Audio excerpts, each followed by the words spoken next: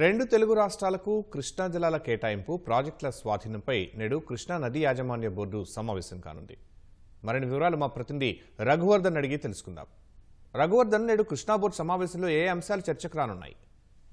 10 నెలల విరామానంతరం హైదరాబాద్ జలసౌధ వేదికగా కృష్ణానది యాజమాన్య బోర్డు సమావేశమవుతుంది. తెలంగాణ, ఆంధ్రప్రదేశ్ రాష్ట్రాలకు చెందిన అధికారులు ఈ సమావేశంలో పాల్గొంటారు. మొత్తం 29 అంశాలను ఈ సమావేశం ఎజెండాలో పొందుపరిచారు. ప్రధానంగా రెండు రాష్ట్రాలకు సంబంధించి నీటి వాటాలకు సంబంధించి కృష్ణా జలాల్లో తెలంగాణ, ఆంధ్రప్రదేశ్ వాడుకోవాల్సిన నీటి మట్టాలకు సంబంధించిన వివాదం ఉంది. ఈ నేపథ్యంలోనే ఈ అంశం ప్రధానంగా చర్చకు రానుంది.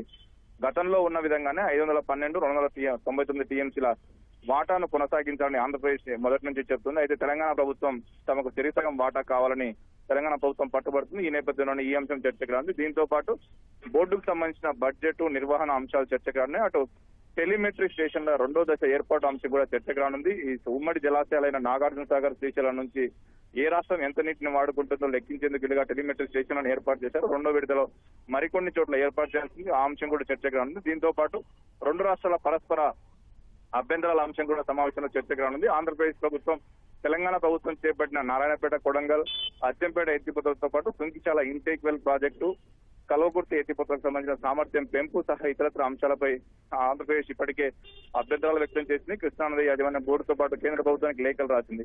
ఈ అంశం కూడా చర్చకు రానుంది. అటు తెలంగాణ ప్రభుత్వం కూడా ఏపీ చేపట్టిన రాయలసీమ ఎత్తిపోతల, శ్రీశైలం కుడి ప్రధాన కాలువతో పాటు ఇతరత్ర ఆర్డీఎస్ కుడి కాలువ పనులపై అభ్యంతరం వ్యక్తం చేసింది. ఆ అంశాలు కూడా చర్చకు రానున్నాయి. అటు నాగార్జున సాగర్ నిర్వహణ అంశం కూడా సమావేశంలో చర్చకు రానుంది. తెలంగాణ శాసనసభ ఎన్నికల ముందు రోజు జరిగిన పరిణామాల నేపథ్యంలో, అనంతరం తదితర చోటు చేసుకున్న పరిణామాల నేపథ్యంలో పూర్తి స్థాయిలో నాగార్జున సాగర్ తమ పరిధిలోనే ఉండాలని తెలంగాణ అంటుంది. అందుకు సంబంధించి గతంలో కేంద్ర ప్రభుత్వ స్థాయిలో కూడా చర్చలు జరిగిన నేపథ్యంలో ఈ అంశం కూడా ఇవాళ బోర్డు సమావేశంలో చర్చకు రానుంది. వీటితో పాటు బోర్డు బడ్జెట్, ఉద్యోగులు, ప్రధానంగా కృష్ణానది యాజమాన్య బోర్డు కార్యాలయాన్ని తరలించాలన్న అంశం కూడా చర్చకు రానుంది. గతంలో విశాఖకు తరలించాలని అనుకున్నప్పటికీ అక్కడ సరైన వసతి లభించని కారణంగా వీలైతే విజయవాడను ప్రత్యామ్నాయంగా చూడాలని కూడా నిర్ణయించారు. ఇటీవల విజయవాడ ఎంపీ కేశినేని శివనాథ్ లేఖ రాశారు. కృష్ణానది యాజమాన్య బోర్డు ప్రధాన కార్యాలయాన్ని విజయవాడకు తరలించాలని లేఖ రాశారు.